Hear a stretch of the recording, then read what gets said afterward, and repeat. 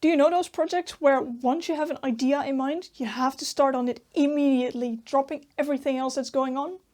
Yup, this was one of those projects. I've been wanting to make a coat for a long while now, and then I got inspired by friends doing awesome stuff with vinyl plotters. Because suddenly I realized, what if I make my daily wear coat, cover it in cyberpunk designs, but as I have a daily commute on a bike, what if those cyberpunk designs were cut from hi-vis vinyl? And then suddenly, this project started rolling. I bought some soft shell fabric, which can withstand a bit of rain, in my favorite color green. In the pile of fabrics that I inherited from my grandma, I found this lining. I also bought some interfacing and a zipper. And yes, I might have been so excited about this project that I finished tracing all the pattern pieces in 2 evenings. It's quite a list. Anyway, with all of the materials here that are needed at this stage of the project and all of the prep finished, we can get started on this very big but very exciting project. So without further ado, let's get crafting. A fancy coat like this often has quite a list of pattern pieces, so I like to keep a list of what I have cut. This also makes it easy to keep track of what piece has been cut of which fabric, because aside from the outer fabric and the lining, there are also pieces of fusible interfacing. I also noticed the lining has discolorations on old fold lines, but to be honest, I don't mind them. They're even and subtle enough that I could pass it off as part of the pattern, and well, it is the lining. Not many people will see it anyways. To give myself an idea of the sizing for the design, I grabbed the mock-up I made for a previous time I wanted to use the sewing pattern and photographed this as a starting point for the digital design. And as this is my very first time ever making something like this, I should maybe keep it simple. Oops. Finally, back with an update on the cybercode. For you guys it's only been a second, but for me it's been more than half a year since the last update. Apparently the things that I want for this coat are very difficult to find and not really standard. High-vis decals need more heat than a normal iron, so most companies don't just want to send me the decals. Then not all companies actually work with high-vis, and then there are companies that do not want to print high-vis decals on apparel they themselves do not sell. Which I mean, valid business decision, but quite annoying for me. But finally, I found a company that wants to print it for me, and it's actually really close to here, so that's also nice. They said that my files were okay, which again also took a while. It was the very first time for me doing this, and also took a while for me to make something I was happy with. But for them to print the decals, I have to mark on the fabric where the decals have to go, and I think for that, to make it easier for myself, I'm going to mark the darts in the back as well, and then we can get it printed. Finally, some progress again. Once the tracing was done, the big puzzle began on where the designs had to be placed exactly, and which of the 2 sleeves had to go on which side. But I think I ended up with something that should be clear enough. Now that those pieces are waiting to get their designs, let's get the rest ready, because all of this still needs the fusible interfacing ironed on. I'm not 100% sure on if this fabric even needs the fusible interfacing, but as the original was also meant for a very sturdy kind of wool, I think it won't hurt to add the fusible interfacing to this, because this fabric still has a tiny bit of stretch, so just to be sure, I will iron it on. Also, why am I like this and that I decide to do this on the hottest day of the year? And after that, this pattern also has a lot of marks that I want to transfer, because with how long this project is taking and the investments that it has, I want to do this with some very precise sewing. Of course, only after this did I realize it needed to be traced on the other side. Oh well, let's redo that.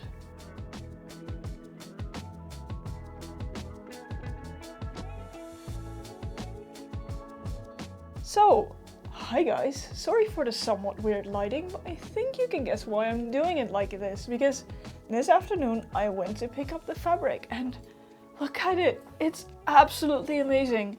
I hope the camera does it justice, but it's so shiny. I mean, of course, I asked for reflective stuff to be printed on fabric, of course it's going to be shiny, but I mean, I stared at these designs for hours and hours already. But seeing it printed on the fabric like this makes it look even more awesome. I mean, with this, it's motivation times 1000. I really want to see what this turns out, so let's just get going. I did check if the design could be ironed over and they gave a yes, as long as it wasn't direct heat. So either the back of the fabric or with a cloth on top would be okay. And then it is finally time to start the actual construction of this coat. I will use pins as normal, as there will be seams which already make holes on those lines anyway. Because of the thickness of the fabric, I'll be using a 3mm stitch length, which is slightly longer than normal. This pattern calls for stay stitching on some seams. Because I switched fabrics from a wool to this, I'm not sure if it's needed. But as the soft shell does have a tiny bit of stretch, I will do the stay stitching to be sure. Then the first seams. And already I'm noticing the combination of this pattern and this fabric is not going to be the easiest to work with how bulky it is. But still, it is doable, and luckily it doesn't slide as much as I had feared. For the darts in the back, I realized it would have been easier if I thread traced after ironing on the interfacing. Oh well, on the other hand, they were already very useful for the print placement. But removing the threads is a bit of a hassle. This might also be a nice moment to explain why I am using pins as normal and why I'm not afraid to poke some holes in this fabric. This is soft shell, which is water resistant rather than waterproof. It basically means that the outer layer is not one solid sheet of plastic, but it still consists of threads. Basically, I'm not poking leaks in the fabric. The holes will close up. Aside from that, I'll be stitching over the pinned lines anyway, making even more holes. The next thing the pattern wants me to do is to fold over the edge of the sleeve to the inside and then stitch it with a row of stitching. But this is quite a lot of stitches and I don't really want to see a row of stitching here. So what did I do? I made a test piece on which I checked if I could make a row of stitching that, with how thick this fabric is, it only catches the fluff on the inside. And I think that worked pretty well. So that's what I'm also going to do on the other sleeve. Fold over the edge, stitch it by hand in such a way that it only catches the fluff on the inside and is not visible on the outside. And the only reason I'm doing it like this is because I do not trust this row of stitching on its own. I'm afraid it will damage the fluff. There will be a lining on the inside of the sleeve which also attaches to this piece of fabric. So the lining will also make sure that the sleeve stays folded over. So on to the next bits, which is to put in the sleeves. For this I start by lining up the many markings and pinning them together in the seam allowance. After which the sleeve is properly pinned with a 1.5 cm seam allowance. I like how many markings and E-stitches this pattern has. It makes it rather easy to pin in properly even though the fabric is bulky. And once again, especially with sleeves, you can never have enough pins.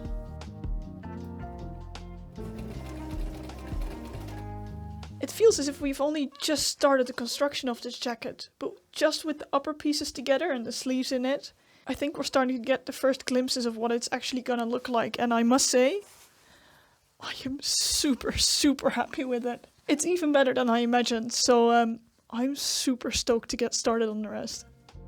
And then it's time to stitch some very long seams by attaching the skirt panels together. And with that, also sewing in the first bits of the pockets.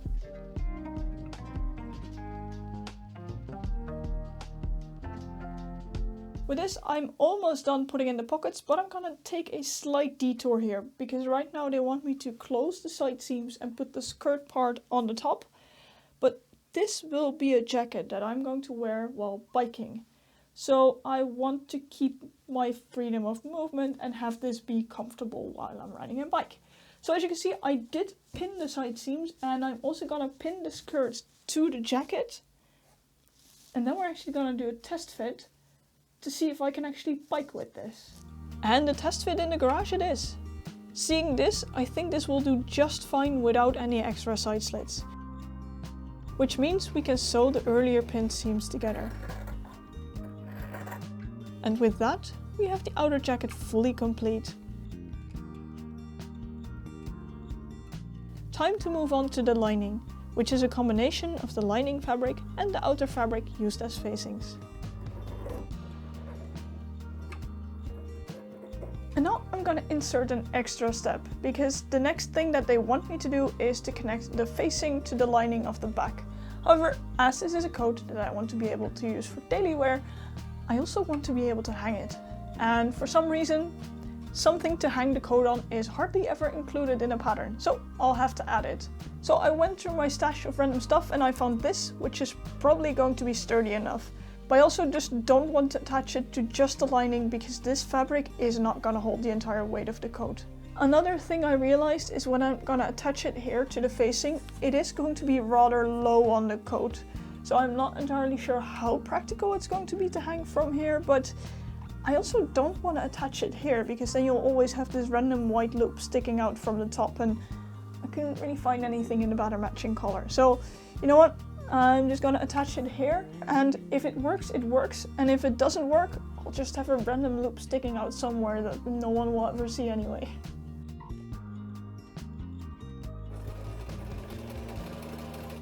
While working on the lining, the weather started turning, which is perfect motivation to continue working on a raincoat.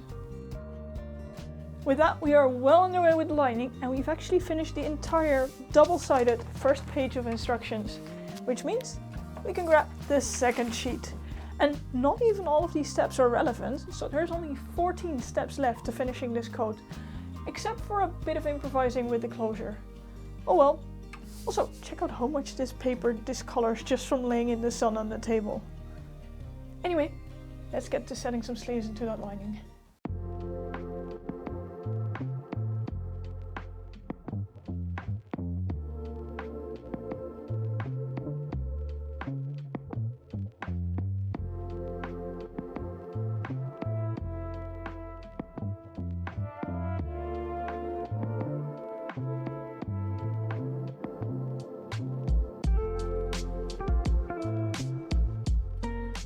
With both the outer coat and the lining done, it is now time to turn these two coats into one. And for that, I'm going to completely ignore the instructions, as the original pattern is made for buttons and I would like a zipper instead. I completely procrastinated looking at this, so I also did not alter the pattern at all from what it was originally. But that should not matter too much, because as this pattern is originally made for buttons, there is already some overlap accounted for in the pattern. And I already checked it on the pattern, which made me definitely notice that this is an American pattern, because the metric measurements make no sense. It's 1.5 inch of space that I have to play with. I already laid them out this afternoon on the table, and I think I know how I want to do this. But to spare you some unfollowable mess of how I think and go about this process, I'll spare you that. I'm just gonna show you as I put it together. I did decide to follow the first step of putting these two together, and I must say, this amount of fabric in the small space next to my sewing machine is getting a bit ridiculous. This is where it gets interesting and where we're really gonna deviate from the pattern instructions, because normally all you'd have to do now is to pin together the sides and the top of the jacket and sew that together in one go. But we can't do that as we want to insert a zipper. So for now I pinned together the top of the jacket just to make sure everything is lined up properly, and I pinned in the zipper to the lining part of the coat. I also think I don't want the zipper to run all the way to the top, so I put it down a bit, but we're gonna do test fits anyway, and then we can check that as well. This I trust. If I sew in the zipper here, I can turn this and then we have a normal zipper. But what I want is to have the outer coat basically double up and go over there, so that when I'm wearing the coat you won't see the zipper. And I don't know yet how to construct this. So I figured pinning in the zipper like this and pinning together the top is at least somewhat of a basis for a test fit, and from there I guess we can continue puzzling. I think I might have to apologize for the audio on this one, but because the way the coat works, there isn't really a handy place to put the microphone, so excuse me for probably all of the fabric noises and such, but you can deal with that, I guess. This also means that I can show you a first look of what the coat will probably actually start to look like, and again, I'm super happy with it. But there's still some difficult stuff that we need to get done. So the way that this works is we have the zipper in here, and this would fold towards the inside like it normally would. As if we were to sew the outer coat and the inner coat together, it would look like that. But this time with a zipper between it. But we're not there yet. So for the lining, I can fold this over. So that's the way that the lining is gonna work. The difficult part is, what am I going to do with the outer coat? Because what I want to happen is that I should have enough spare fabric left, and then I should be able to sew this on here in such a way that it overlaps over the zipper. The issue is just, I don't really know how to sew that yet. I guess the most practical way is to put some pins in it when I have it the way that I want it. Then I can take everything off again and see how it lays on the table. And then I should theoretically know how I can pin the rest. Hi, Editing Mariska here to intervene a bit, because of course I decided to throw that whole idea out of the window and do it differently. But before I did that, there were some bits of footage that I recorded that I would like to show you. So, hopefully the upcoming bit makes sense. Sorry for the chaos. Why am I like this? There's also one sort of other thing, and that's between the test fitting and today. There's been a couple of days. This means that I'm leaving for a vacation tomorrow. And as it is quite a long vacation, I want to get this done today so I don't forget all of the ideas I had for this. So that means that today, between all the sewing, I also have to do some packing, house cleaning, and sewing stuff. Anyway, let me just get to sewing this. I think that today I have to admit that the things that I want to do in a day and the things that are realistic in a day are not necessarily the same thing. I noticed that I'm starting to stress about the coat and trying to rush to put it together, which is not a good idea for a coat that I've been working on for this long, especially when I'm trying to do pretty much the most complex part of this coat, the zipper installation on this part. You have to sit down and think about it at some points, and I just don't have the time for that if I want to get this finished today. Plus, I'm starting to notice that my back is starting to hurt, which it tends to do when I'm sewing, which is maybe not the best idea when we're due to leave for a month-long vacation tomorrow. Yeah, so I think I gotta admit, I tried to do a bit too much. I'm gonna put the coat aside. I'm just gonna chill a bit, make sure not to strain my back, do the last bits before the vacation, so that we can leave properly to this vacation that I've been looking forward to for over 10 years. And somehow with this project on the table is also very fitting.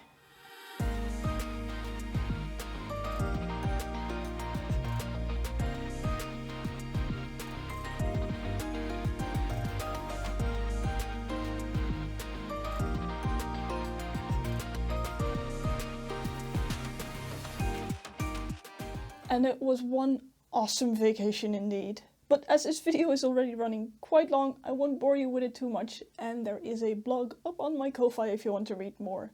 But now that we're back and I'm pretty adjusted again because that jet lag was hell, it is time to continue on the coat. And who knew, if you're not stressing and trying to get it done at a certain point and actually take the time, I got this pinned in half an hour. And this is the moment I decided to turn all my plans around and do add a separate fabric piece to the overlap. It will give me just that bit of extra fabric to work with and hopefully make it look even neater. This bit was pinned to line up with the original edge of the fabric and stitched with 1/2 centimeter of seam allowance. Then it could be folded and ironed over. With another bit of stitching, it laid nice and flat. And the last bit on this side for now is to nicely finish the bottom edge. Then I figured it is time to install the zipper on the other side, which is a lot more straightforward as it is a case of just sewing it on there. After this we get the next big step, attaching the entirety of the outer coat to the lining, which will also sandwich the zipper without overlap into its general place.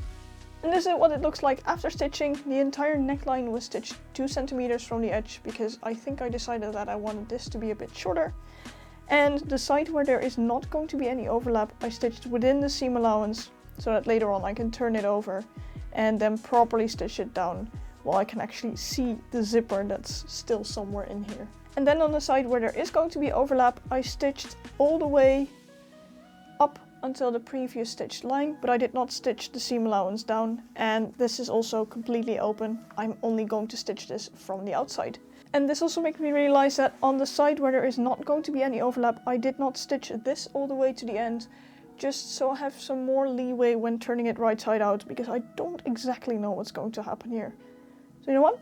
Let's just check this. Let's turn the entire coat right side out again.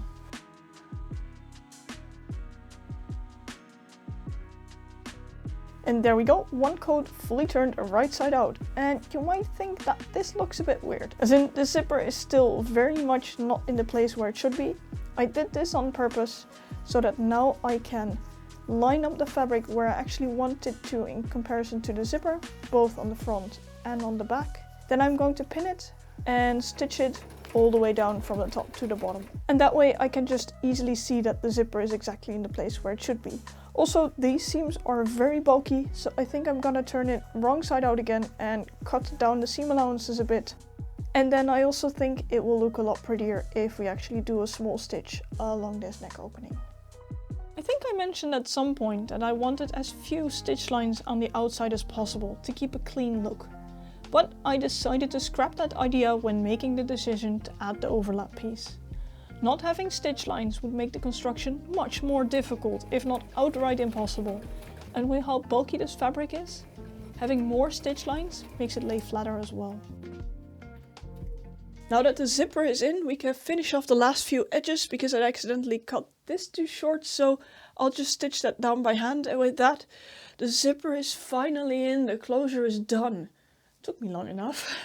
But overall, I'm quite happy. I'm also very happy that I added this extra piece of fabric, because that makes the overlap just that bit neater and a lot less hassle with not having enough fabric. And with that, we can actually go back to following the instructions again, which is to attach the rest of the lining and to do all of the finishing touches. Because the coat flares out, the bottom edge is wider than the edge that the hem gets turned up to. So the pattern gave the tip to use a basting thread to ease it in. I haven't used it in a long while before making the pants last year, but I'm really starting to love the technique again, and I hadn't thought about using it in this way before. After that, I stitched down the hem. Yes, it is another visible stitch, but this makes the hem stay turned up properly, as this fabric is difficult to iron into shape. And it makes the end result look a lot prettier than if the stitch wouldn't have been there. And only in hindsight did I realize that this was the last machine stitch of the project.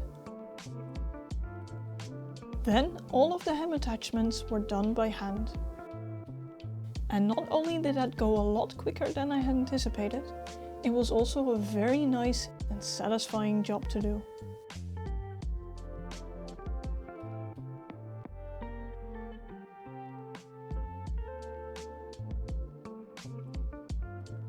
And after finishing the sleeves, all that remains is a good long ironing session, and this almost exactly 2-year-long project has finally finished.